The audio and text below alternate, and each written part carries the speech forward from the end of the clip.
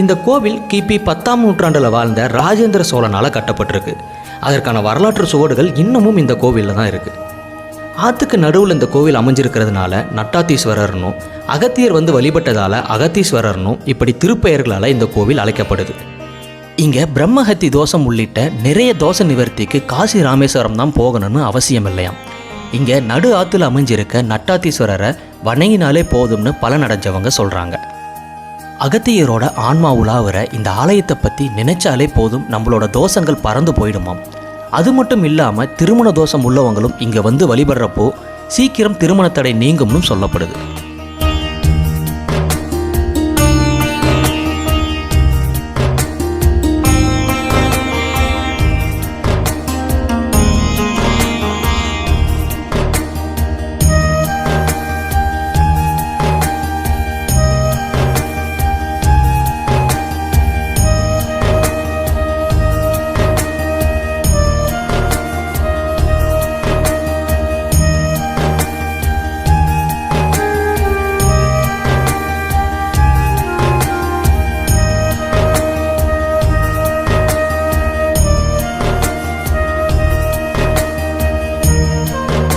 தென்பொதிகையிலிருந்து இங்கே வந்த அகஸ்தியரை வரவேற்கும் விதமாக முருகன் தெற்கு திசையை பார்த்து வலது கால முன்வைத்தும் இடது கால பின் வைத்தும் நடக்கும் கோலத்தில் இங்கே காட்சியளிக்கிறார்.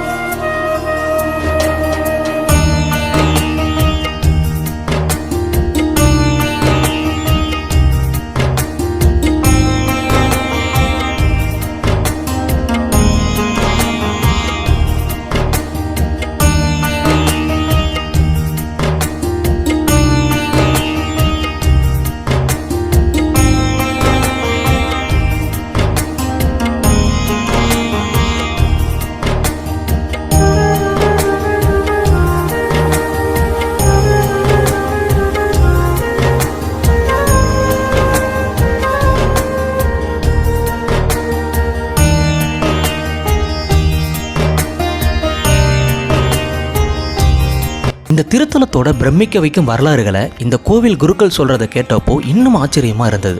அதை நீங்களும் கேளுங்க. ஹர நம பார்வதி பதயே ஹர ஹர மகாதேவம். அதாவது சிவபார்வதி கல்யாணத்தப்ப எல்லா ஜீவராசி வடபாரதம் போறா. எல்லா ஜீவராசி வடபாரதம் போறனால வடபாரதம் தாழ்ந்து தென்பாரதம் உயர்ந்தது. இந்த தென்பாரதத்தை சமப்படுத்துறதுக்காக அகஸ்தியரை கூப்பிட்டு சுவாமியானவர் 5 வேலை வைக்கிறார். முதல் வேலை காவிரி உற்பத்தி செய்யணும். 2வது வாதாபி வில்வலங்கிற 2 அசுரர்களை சம்ஹாரம் பண்ணணும். 3வது இடைச்சங்கத்தை வேலை வளர்க்கணும். 4வது ராவணனுடைய அகந்தையை அழிக்கணும். 5வது வைத்தியசாஸ்திரம் பண்ணணும். இப்படியாக 5 வேலை வச்சு சுவாமியானவர் அகஸ்தியரை தென்பாரதத்துக்கு அனுப்புகிறார்.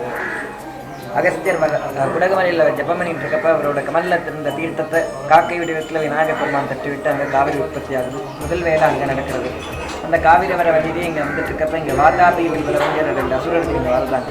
அந்த அசுரர்களை என்ன பண்ணுறாங்கன்னா, இங்கே வர எல்லா மனுஷாலையும் ஏதோ ஒரு உணவு பதார்த்தமாக வாதாபிங்கிற அசுரன் அவங்களோட வயிற்றுக்குள்ளே போய் வில்வலவன்கிற அசுரன் உள்ளே போனவனும் வயிற்று கிழிச்சிட்டு வெளில ஒரு சக்தியை கொடுத்து இறந்து போன சரீரத்தை 2 பேரும் சாப்பிட்டு இப்படியே யாரையும் ஜீவிக்க விடாமல் ஹிம்சை பண்ணிட்டு இருந்தாங்க. இவங்களை வந்து இங்கே சம்ஹாரம் பண்ணுறதுக்காக அகஸ்தியர் இங்கே வந்து மாம்பழ வடிவத்தில் வாதாபிங்கிற அசுரனை உட்கொண்டு உள்ளேயே ஜீரணமங்கி சம்ஹாரம் பண்ணுறார். வெளியில் இருந்த அசுரனை பிரம்மாஸ்திரத்தால் அழித்து சம்ஹாரம் பண்ணுறார். இந்த 2 அசுரால சம்ஹாரம் பண்ணனால அகஸ்தியருக்கு பிரம்மஹத்திங்கிற தோஷம் ஏற்படுது. அந்த ஹத்தி தோஷ நிவர்த்திக்காக இங்கே வந்து சுவாமி அதன் திருக்கிறதால அகஸ்தியர் மணலில் பிரதிஷ்டை பண்ணி பூஜை பண்ணுறார். பூஜை முடிகிற நாளான சித்திரவன் அன்னைக்கு அவரோட ஜபசித்தியாகி பிரம்மஹத்திங்கிற தோஷ நிவர்த்தி ஆகுது. தோஷ நிவர்த்தியான உடனே மணல்ல பூஜை பண்ணால் அந்த லிங்கத்துக்கு க்ஷணிக்கம்னு பேர். முறைப்படி பூஜை முடிஞ்சோடனே கரைச்சிடணும். அந்த முறைப்படி ஒரு கலைக்க மக்படுறார்.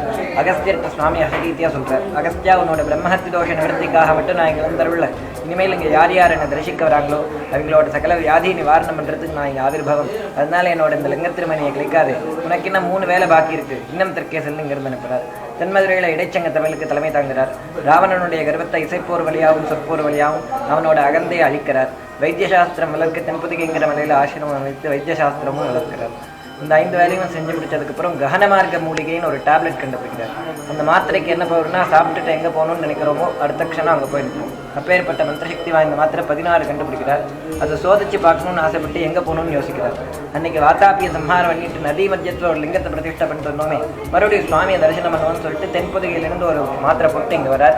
முருகன் பார்த்தீங்கன்னா இங்கே தெற்க பார்த்துருப்பார். தென்புதிகையிலிருந்து வந்து அகஸ்தியரை வரவேற்று வரணுமா, வலது கால் முன்வைத்து இடது கால் முன்வைத்து இங்கே நடக்கிற கோலத்தில் முருகன் இருப்பார்.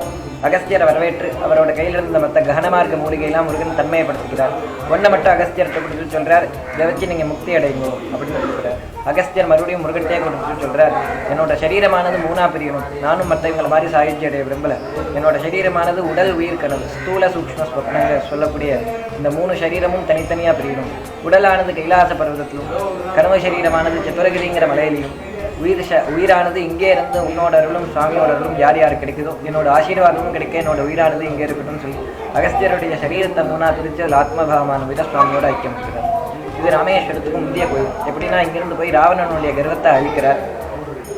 ராவணன் உயிரோடு இருக்கப்பே எங்கள் சுவாமி ஸ்தாபித்தோம். ராவணன் இறந்த பிறகுதான் சீதா பிராட்டி மணல் இங்கே பிரதிஷ்டை பண்ணுறார் ராமேஸ்வரத்தில். அதனால் இது ராமேஸ்வரத்துக்கு முந்தைய கோயில். இது ராஜேந்திர சோழனால் இந்த கோயில் திருப்பணி பண்ணப்பட்டதுக்கான கல்வெட்டு இங்கே இருக்குது. ராஜேந்திர சோழன் காலத்தில் அவர் திருப்பணி பண்ணப்பட்டிருக்கார். அது மட்டும் இல்லாமல் காவிரி ஆரம்பிக்கிற கொடுங்கமலையிலிருந்து சங்கமிக்கிற பூம்புகார் வரைக்கும் இதுதான் நடுமையம்னு அகஸ்தியர் மாந்திரீக காவிய புஸ்தகத்தில் ஒரு பாட்டில் பாடியிருக்கார். இப்போ சேட்டிலைட் மூலமாகவும் சர்ச் பண்ணி சுவாமியோட கோபுரம் தான் எக்ஸாக்டான சென்டர் பாயிண்ட் கண்டுபிடிச்சிருக்கார்.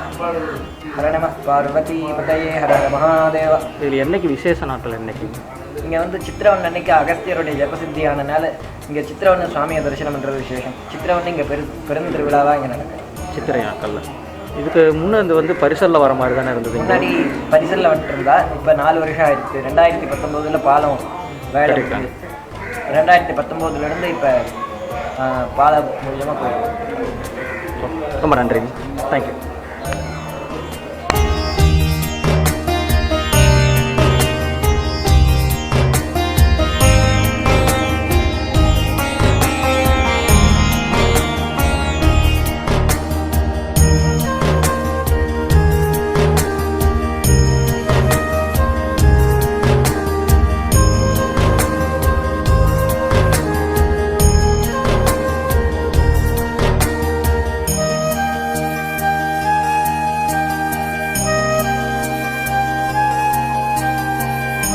இந்த கோவிலை சுற்றி போர்வை போத்தின மாதிரி இயற்கையாகவே இந்த மரங்கள் நிறைய இங்கே இருக்குது.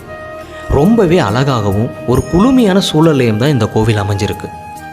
இந்த கோவில் உண்மையாகவே ஒரு அதிசயம் தாங்க. ஆற்றுல எவ்வளோ தான் வெள்ளம் கரை புரண்டு ஓடினாலும் இதுவரைக்கும் அந்த வெள்ளம் கோவிலோட படிகளை தொட்டதில்லையாம்.